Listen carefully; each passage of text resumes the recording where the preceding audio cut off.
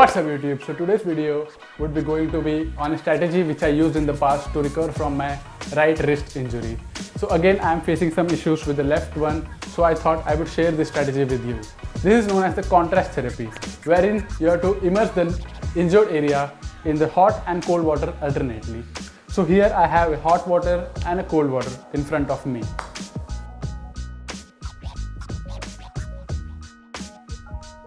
There are also many studies on this contrast therapy which states that this is just a placebo effect.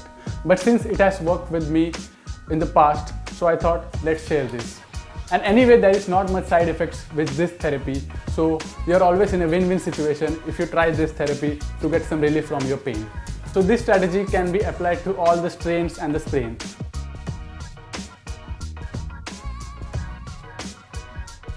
But I would advise that if your injury is fresh and you are already having a lot of swelling, then don't use this strategy. Take rest for some time, let at least 2 or 3 weeks, let the swelling subside, and still if you are facing some pain, then only you try this kind of approach for that.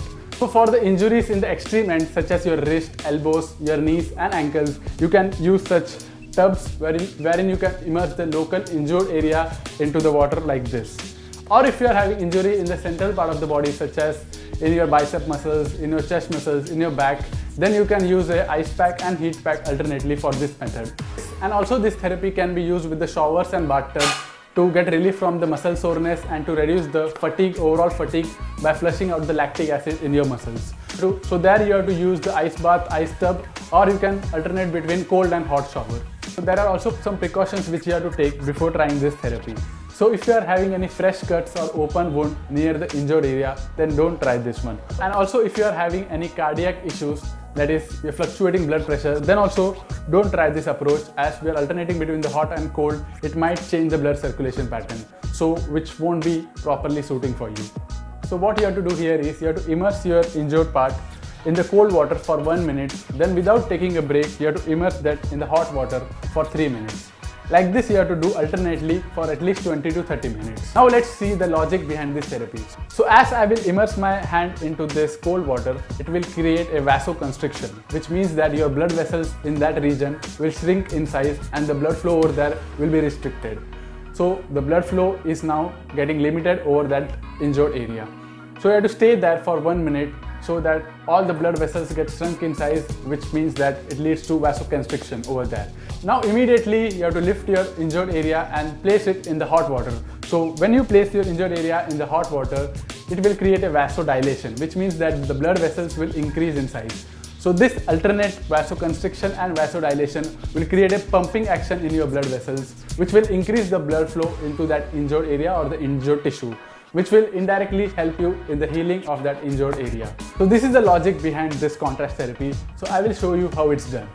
So first I will immerse my left wrist into the cold water and stay here for 1 minute, like this. You can see the ice floating here. So stay here for 1 minute. I will calculate it on the timer. So let's fast forward this video.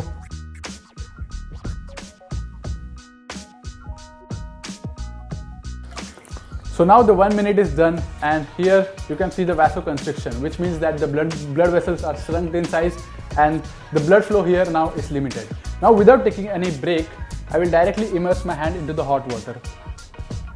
So now as I immerse in the hot water, it will create vasodilation. That means the blood flow over that region will increase now. This is a pumping effect.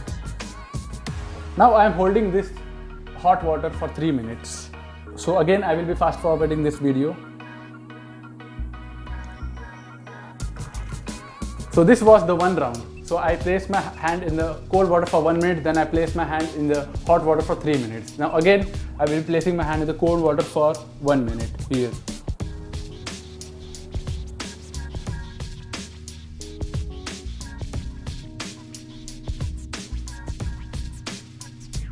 So I did this contrast therapy for 20 minutes now by alternating between the hot and cold water.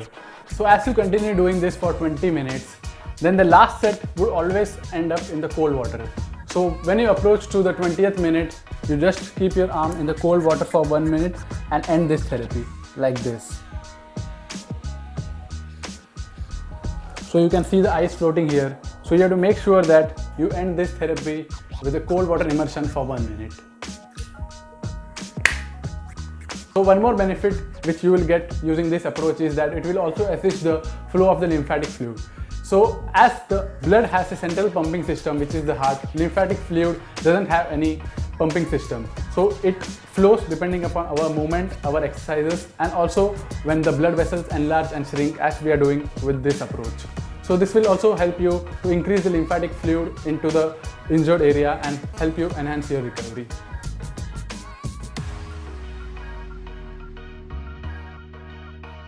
Thanks for watching the video. I hope you found this contrast therapy useful, and since there is not much side effects with this therapy, so you can anyway try it if you are facing any repetitive stress injuries or if you want to recover from the fatigue after an high intense workouts.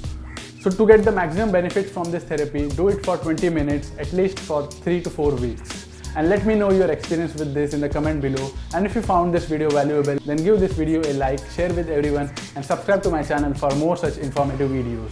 And if you wish to train with me, then check out TheSuppleStrength.com, where we provide evidence-based nutrition as well as workout coaching to enhance human performance. So we will meet in the next video. Till then, stay supple, stay strong.